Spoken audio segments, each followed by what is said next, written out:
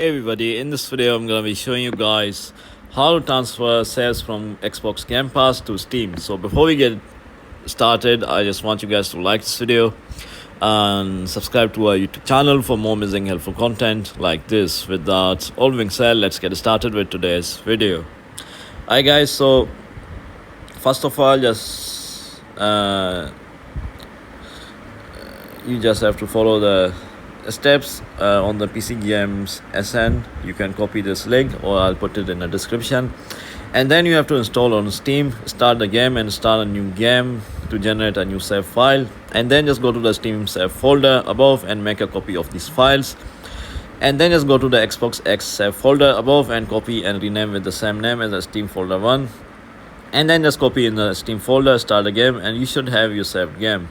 So to access this article, you just have to write how to transfer saves from Xbox Game Pass to Steam, and then you have to click on the first link, and here you can find this link as well, or I'll put it in the description down below.